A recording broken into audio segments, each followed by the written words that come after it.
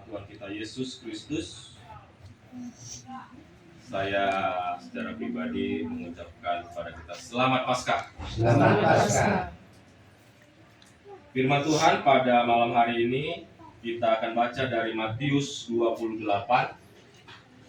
ayat 1 sampai 7. Matius 28 ayat 1 sampai 7.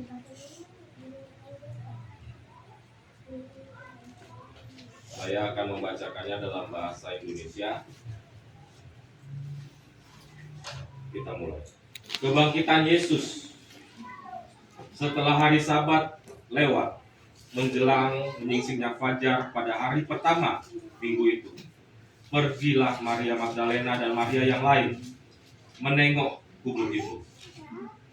Tiba-tiba terjadilah gempa bumi yang hebat, sebab seorang malaikat Tuhan yang turun dari langit datang ke batu penutup itu dan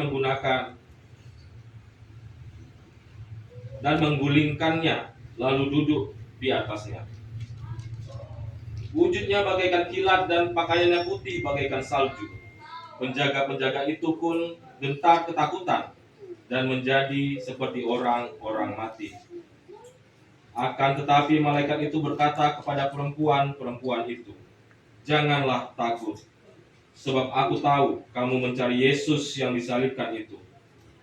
Ia tidak ada di sini, sebab ia telah bangkit, sama seperti yang telah dikatakannya. Mari, lihatlah tempat ia dibaringkan. Segeralah pergi dan katakanlah kepada murid-muridnya bahwa ia telah bangkit dari antara orang-orang mati. Ia mendahului kamu ke Galilea. Di sana kamu akan melihat dia. Sesungguhnya aku telah mengatakannya kepadamu." Yang berbahagia adalah orang yang mendengar dan melakukan firman Tuhan. Terpujilah Tuhan. Haleluya. Amin. Bapak Ibu yang terkasih dalam Tuhan kita Yesus Kristus,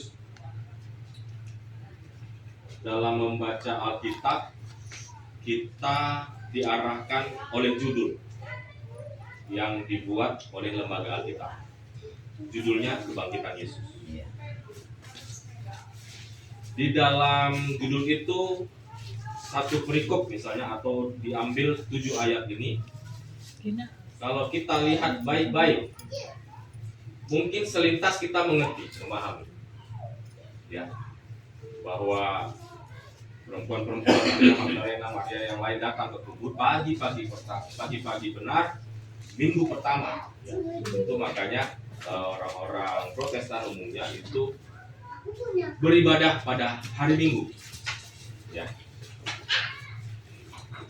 Jadi salah satu dasar Alkitabnya ini, kenapa hari Minggu, ya kan? Jadi ini terjawab. Kemudian berikutnya, apa yang terjadi dalam perikop ini? Yang terjadi adalah para perempuan itu datang menengok pintu kubur sudah digulingkan karena ada gempa bumi yang dahsyat. Loh, kenapa kok bisa terguling? Dan didapati ternyata kubur kosong, ya kan? Kubur kosong ini membuat perempuan-perempuan dan murid, salah satunya Petrus, semakin bingung, ya kan? Kok nggak ada? Tetapi ada malaikat yang datang mengatakan, "Jangan takut, sebab ia tidak ada lagi di sini, dia sudah bangkit." Sama seperti yang dikatakannya sewaktu di Galilea. Dan beritakanlah, kata malaikat. Saya mau kita PA malam ini, penelaahan Alkitab. Kita ambil sisi yang mungkin tidak pernah terpikirkan oleh orang Kristen. Saya mau dengan sebuah pertanyaan. Kalau berita kebangkitan tidak diberitakan apa yang terjadi? Tidak ada sukacita. Bapak Ibu. Tidak ada sukacita ya kan? Dalam sejarah kehidupan Yesus, Sukacita Tuhan kita, bangkit lagi. dari mulai kelahirannya, ya, ada fenomena orang Majus datang dari jauh, ya, untuk melihat bayi yang baru dilahirkan. Itu fenomena. Dan orang Majus Karena elang itu pikul, jadi untuk pergi menjaga. mencari-cari bayi Yesus dan dapat. Tapi dia lagi sakit kepalanya, pening kepalanya. Sekarang Yesus bangkit. Kita kemarin Jumat Agung kita rayakan, kita perjamuan kudus, minum anggur, makan roti.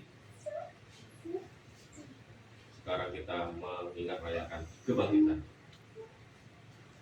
Apa yang terjadi kalau peristiwa kebangkitan tidak dikabarkan? Makanya saya mengambil judul dalam khotbah pada malam hari ini, yaitu kabar yang tak boleh disimpan.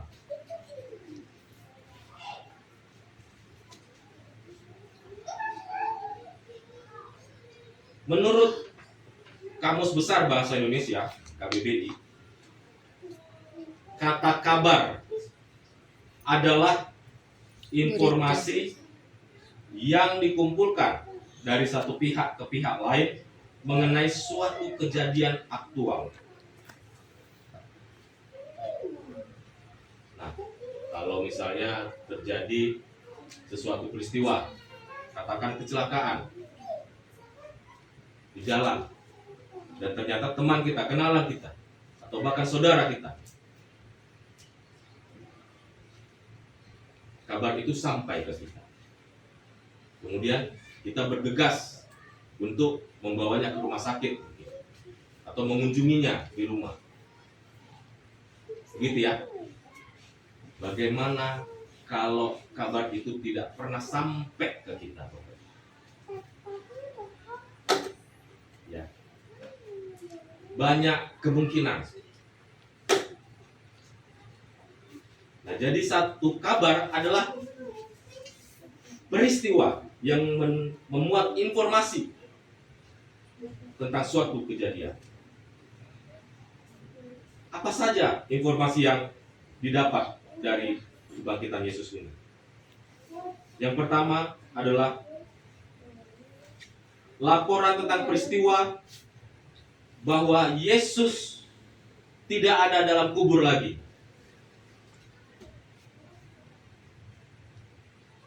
Yang kedua, malaikat menjadi pengabar pertama yang mengatakan ia tidak ada di sini. Yang ketiga, kabar ini bukan sekedar informasi, tetapi kabar baik yang menyelamatkan dan memberi pengharapan.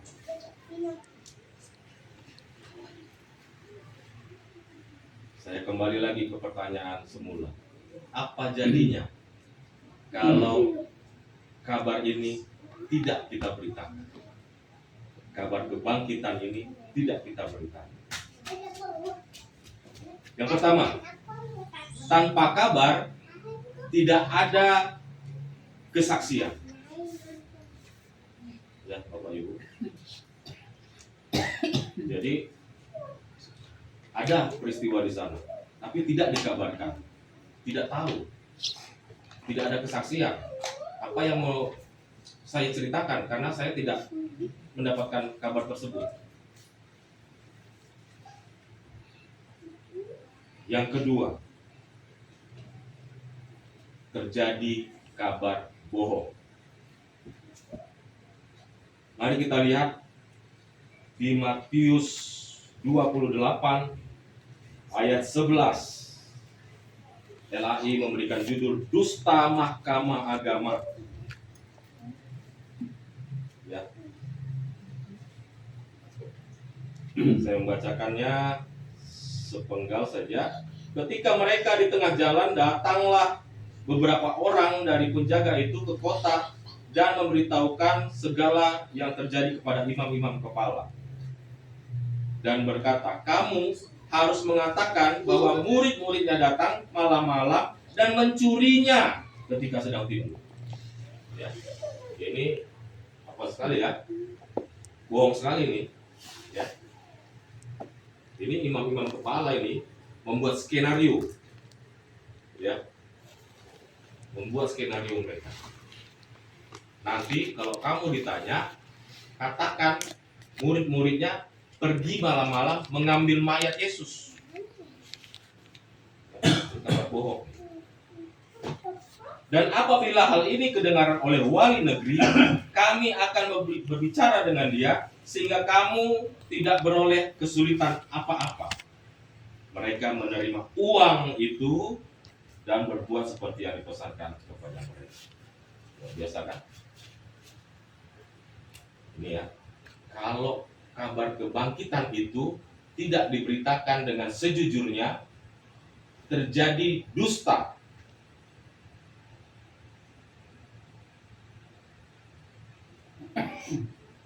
Apakah kita menyadari bahwa kalaulah kabar kebangkitan ini tidak diberitakan, yang terjadi adalah dusta ini?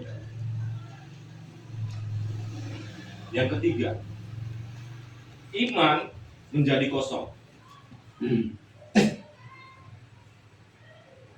Saya minta dibacakan dari 1 Korintus 15 ayat 14. Dari yang mendapatkan 1 Korintus 15 ayat 14. Salah seorang. Tetapi andai kata Kristus tidak dibangkitkan, maka sia-sialah pemberitaan kami dan sia-sialah juga kepercayaan kamu. Jika Kristus tidak dibangkitkan, maka sia-sialah pemberitaan kami dan sia-sia juga iman kamu. Ya.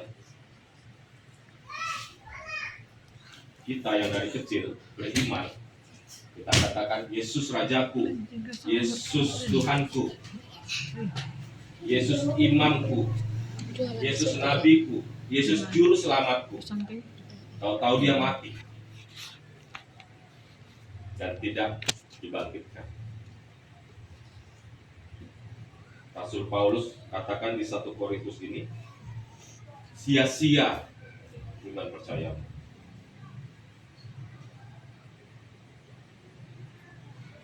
Apa artinya? Artinya misi gereja berhenti. Gak ada apa yang mau dikabarkan. Sudah di kuburan. Ya kan? Gak bangkit. Itu kabar bohong tadi yang jadi kabar utamanya. Sia-sia semua. Perjamuan kudus, apa yang mau diharapkan? Sia-sia dong. Natal, sia-sia.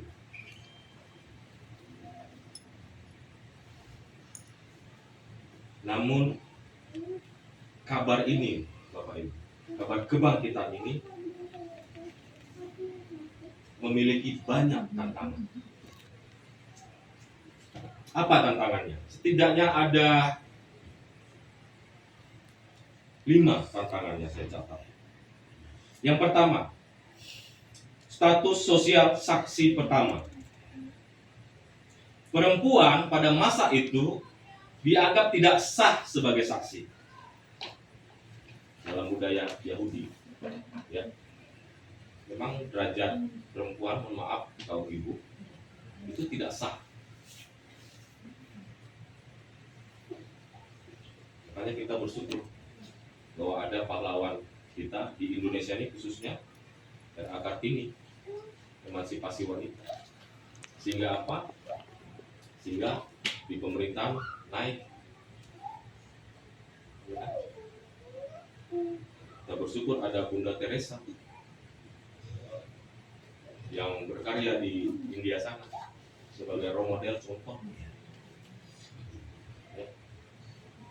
Kita bersyukur ada reformator gereja, Martin Luther, John Calvin, Zwingli, yang berbicara tentang kesetaraan gembala, kesetaraan pendeta, sehingga pendeta wanita boleh melayani sebagai pendeta.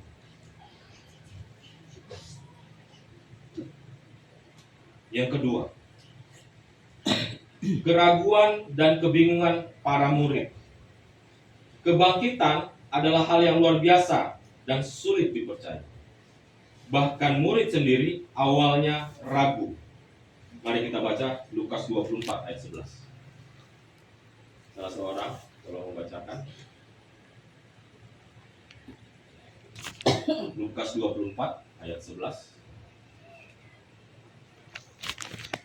Tetapi bagi mereka perkataan-perkataan itu seakan-akan omong kosong dan mereka tidak percaya kepada perempuan-perempuan itu. Terima kasih.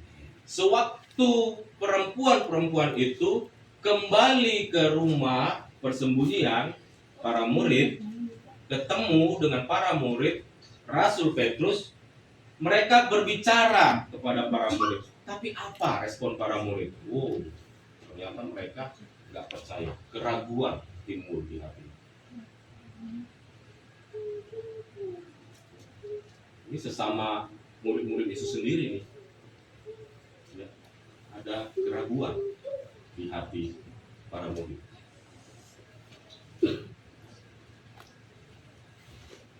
Masyarakat lebih mudah percaya pada kabar yang disebarkan oleh pemimpin agama.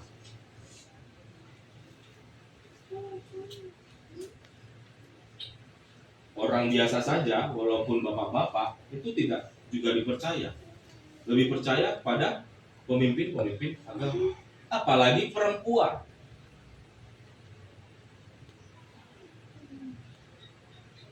Itu kondisi. Yang ketiga, kondisi psikologis para murid. Murid-murid masih diliputi rasa takut, bingung, dan trauma setelah penyaliban.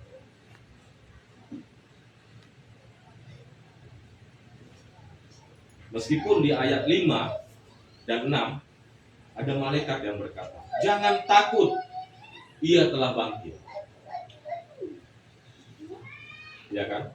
Padahal sudah ada nih malaikatnya. Dan mereka yakin itu malaikat itu berbicara kepada mereka. Tapi tetap masih takut juga.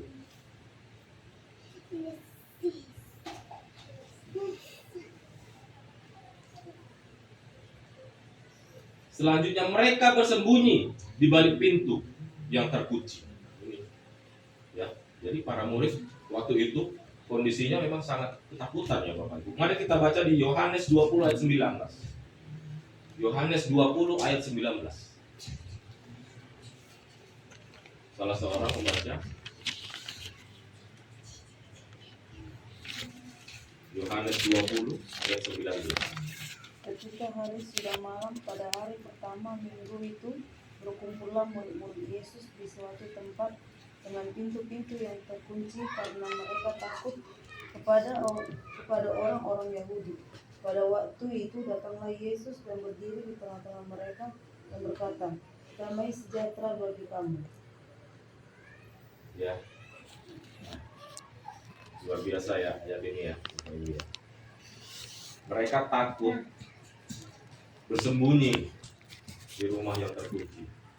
Sampai pada suatu waktu Yesus sendiri yang datang. Hei, damai sejahtera bagi kamu.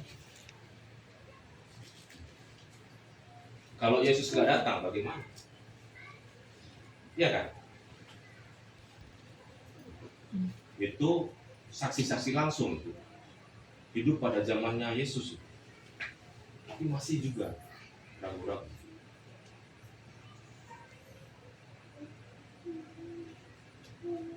Apalagi kita, Bapak Ibu. Kita nggak sejaman lagi dengan Yesus.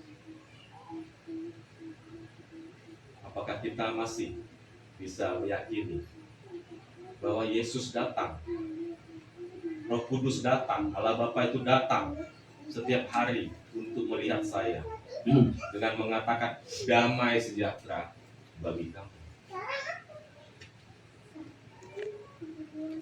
Yang terakhir ini, ketakutan akan penguasa dan pemimpin agama. Para imam kepala dan tua-tua menyebarkan cerita bahwa murid-murid mencuri tubuh Yesus. Nah, ini yang tadi kita baca. Ini tantangannya ini. Ada ancaman hukuman dari otoritas Yahudi dan Romawi bagi siapapun yang dianggap menyebarkan berita palsu. Lucu juga kan? Bahwa ada suatu peristiwa yang benar, dibuatlah berita palsu dengan mengatakan peristiwa yang benar ini itu berita palsu, kabar yang palsu itu. Jahat sekali. Jahat. Tapi ternyata Yesus luar biasa.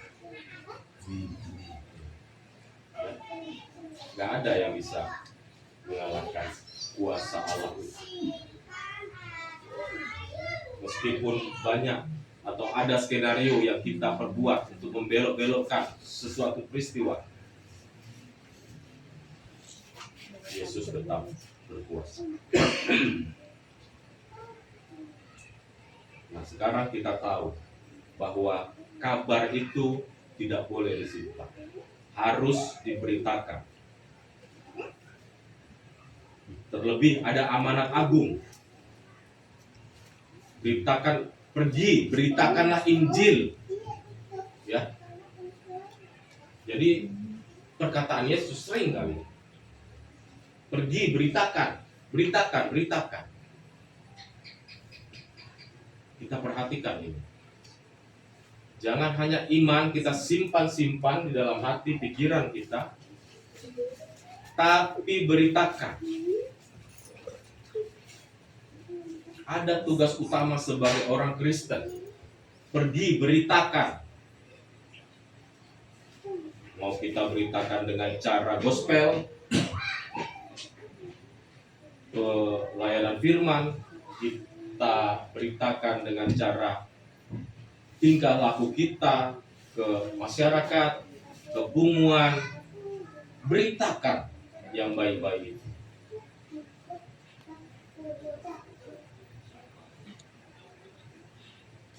Karena ada manfaatnya memberitakan kebangkitan, memberitakan Injil. Saya mencatat juga ada 5 manfaat untuk memberitakan Yesus ini. Yang pertama, jika Anda memberitakan kabar baik tentang Yesus, khususnya dalam peristiwa kebangkitan, menguatkan iman orang percaya. Ya. Ada misalnya teman kita, saudara kita yang ragu-ragu tentang imannya, padahal dia juga merayakan Paskah. Ya. Sama seperti kita, ragu-ragu dia. Tetapi Bapak Ibu bersaksilah bahwa Yesus benar dibangkitkan. Bersaksilah, karena itu akan menguatkan imannya, juga iman kita, si pemerintah. Yang kedua, memberitakan itu memberikan pengharapan bagi dunia. Jadi yang sudah diberitakan tadi ada harapan. Oh iya, benar, imanku tidak sia-sia, seperti yang tertulis dalam 1 Korintus 15 tadi. Ada harapan. Meskipun dalam perjalanan kehidupan orang percaya, iman itu turun naik ya. Kita sedikit ada pergumulan misalnya. Kehilangan orang terkasih, katakanlah begitu. Atau usaha lagi terpuruk, iman kita ikut terpuruk. Ya. Kalau kita mau bilang sisi manusiawi, ya itu manusiawi. Tapi Tuhan mau kita tetap kuat dalam iman kita. Yang ketiga, menggerakkan misi gereja. Bahwa gereja itu ya ini, kita ini, tubuh Kristus ini yang disebut gereja. Ya. Bahwa yang mau dikuatkan ini, gereja ini. Bukan hanya gereja di tempat kita masing-masing. Kita juga gereja, Bapak Ibu. Tubuh Kristus. Pasti kembali dikuatkan. Makanya orang Kristen itu, apalagi orang Batak, selain ibadah hari Minggu, ada ibadah STM, ada ibadah marga, ada ibadah arisan, segala macam ya. Itu bukan tanpa alasan, Bapak Ibu. Bukan. Itu dibuat para nenek moyang kita, leluhur kita, untuk menguatkan iman kita sendiri. Ya. Di dalam kita bertemu dengan satu punguan, emangnya kita cuma ngobrol-ngobrol, bicara adat? Tidak. Kita mendengar firman Tuhan, membaca firman Tuhan, sehingga kita kembali dikuatkan. Dan persaudaraan, persekutuan kita semakin erat.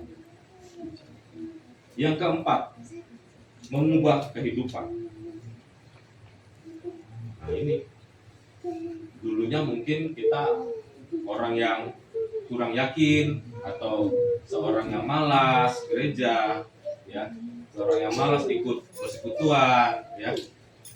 Tetapi dengan pemberitaan kita kepada teman kita itu mengubah dia menjadi rajin ke persekutuan, ke punguan-punguan, ibadah minggu, bahkan mau melayani, memberikan hatinya, dirinya untuk melayani Tuhan.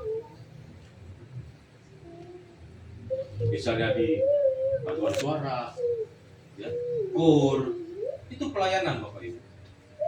Memuji, menyembah Tuhan itu dalam kesaksian lagu, pujian, Tuhan suka yang begitu. Kita aja manusia suka, pasti Tuhan juga suka. Yang kelima, menjadi kesaksian nyata bagi generasi. Kita hidup bukan hanya untuk diri kita sendiri, bukan. Tapi ada keturunan kita, selanjutnya anak kita, cucu kita, cicit kita. Mari tinggalkan generasi warisan yang baik-baik, contoh teladan yang baik-baik kepada keturunan kita. Ya kan? Kita semasa hidup melakukan yang baik. Dilihat anak-anak kita, cucu, cicit kita, pasti mereka mendapatkan figur yang baik dari orang tuanya, dari opungnya.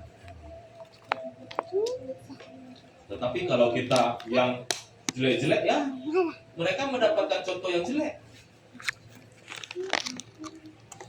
Mari Bapak Ibu, semua hal tentang kebangkitan Paskah ini jangan disimpan kabar baik, beritakan. Karena dari dimensi teologi, dimensi sosial, itu banyak mengubah orang-orang Kristen. Bahwa peristiwa kebangkitan Yesus tidak boleh disimpan saja, melainkan diberitakan. Malaikat berkata kepada perempuan itu, segeralah pergi dan katakan kepada murid-muridnya. Ya, bukan pergilah, bukan segeralah pergi, segera. Karena Tuhan sudah tahu bahwa akan ada dusta kalau ini tidak diberitakan. Artinya menjadi saksi bukan pasif, melainkan aktif untuk bersaksi. Amin. Mari kita berdoa. Di malam hari ini kami sudah mendengarkan firman Tuhan. Bahkan semenjak tadi pagi subuh kami mengingat rayakan kebangkitan-Mu di hari Paskah ini. Itu mengubah kami Tuhan menjadi lebih kuat di dalam iman, dan kabar baik tentang kebangkitan akan kami beritakan kapanpun dan dimanapun kami berada. Berikan kami kuat dari Roh Kudus-Mu, sehingga kami mampu melakukan firman yang kami baca dan kami dengar di dalam kehidupan kami sehari-hari. Ini doa dan ungkapan syukur kami di dalam nama Yesus kami berdoa. Amin. Bagi Indonesia Carata, untuk komunitas yang mengusut ayat 1